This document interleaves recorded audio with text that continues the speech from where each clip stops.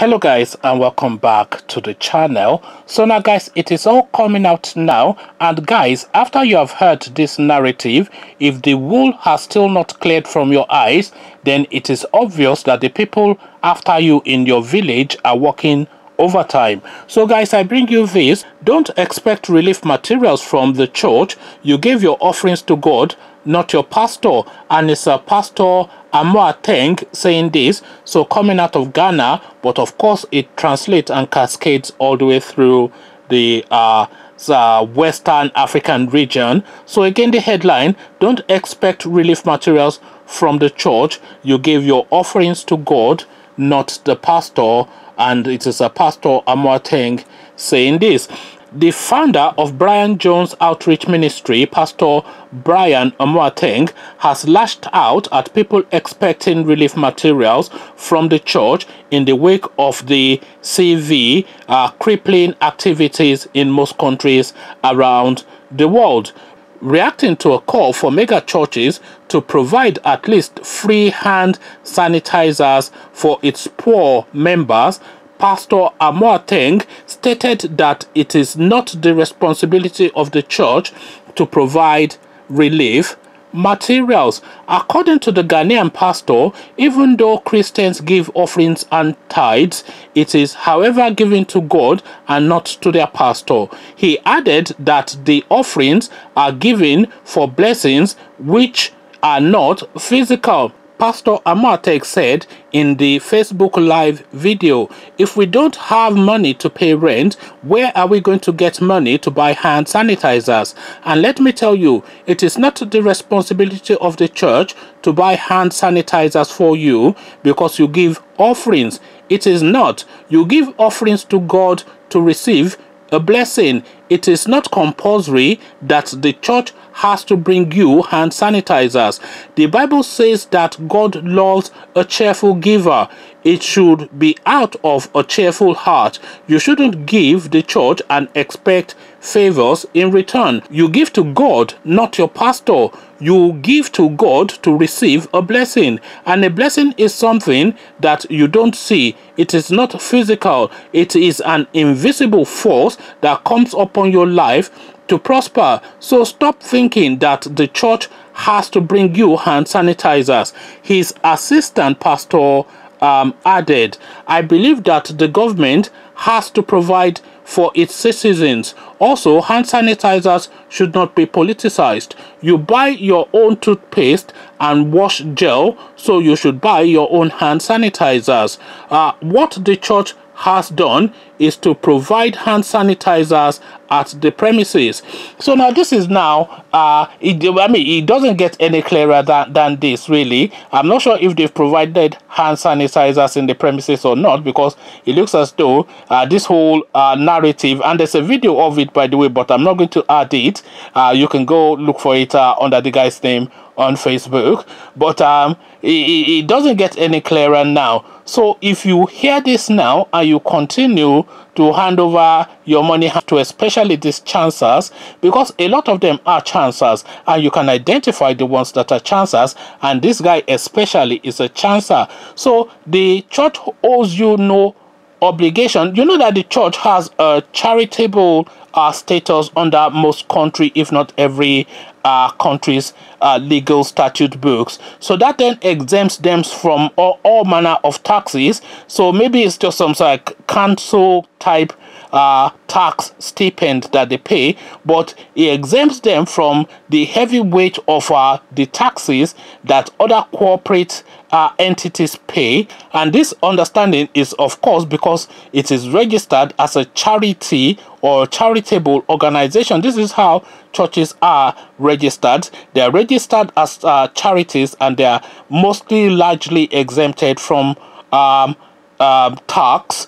So now, if the church owes you no obligation, if the church does not owe an obligation of care, one to its congregation, and especially to the most vulnerable within its vicinity, then what purpose does that church serve? So it is a transaction, according to this chappie here from Ghana, that it is a transaction. So your offering that you give is in exchange for an invisible blessing that you will get in your life. So whatever goods then happens to you after you have placed that offering in the basket is then attributed to that offering according to the logic that is being presented to us here by this chancer, this 419 guy from Ghana. So this is now, I mean, I'm not even going to try and walk through a logical sequence with this particular narrative because there is no logic to it, but I just wanted to flash it up and highlight it. All you these Malachi 3:10 merchants, that you love nothing more than to go and hand over your hard earned, and even if you don't earn it hard, to at least to go and hand over your money to all these chancers. I mean, imagine that there's one bleach skinned guy from Igbo land that is always dancing. I can't quite remember his name. He looks funny like that with a big head. I mean, all of them. Look at Apostle Suleiman.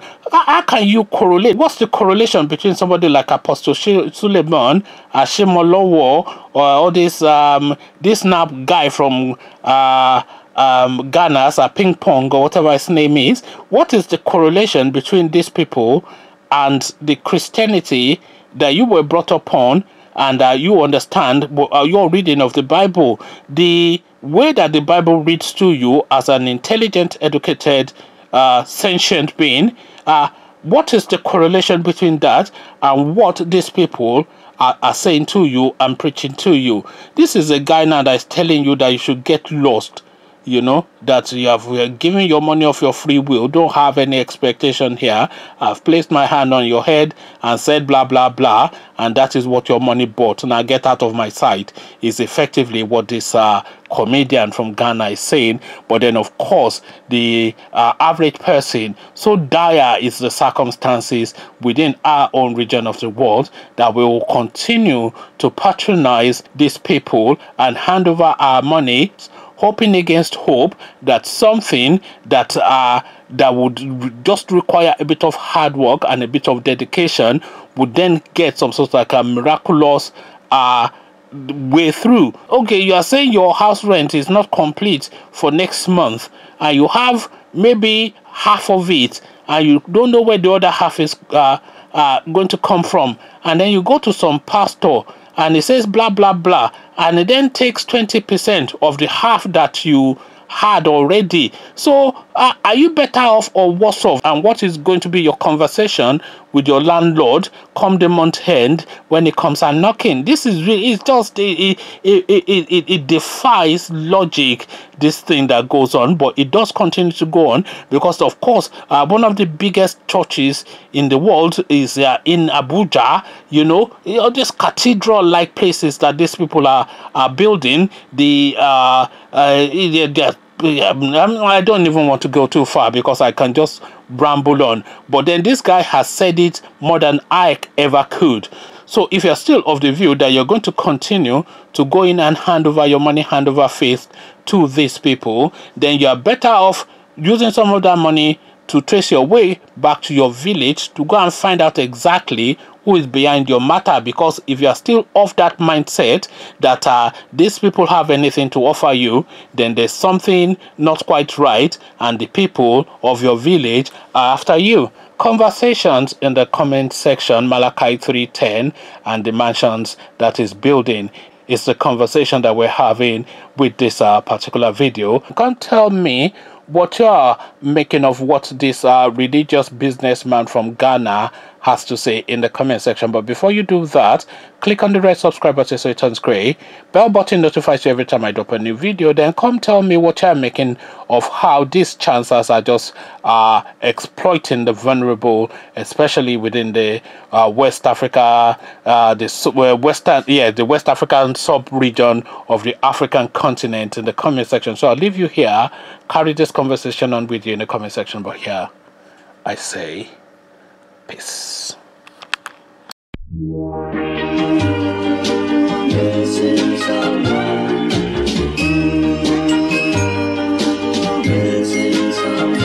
Missing someone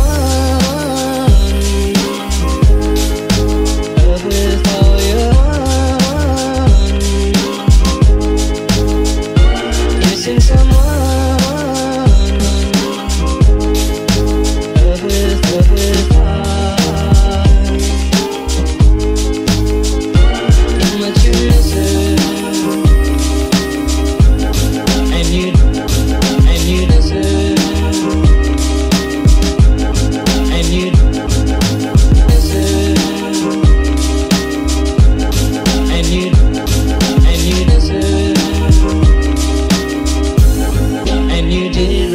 round the sun.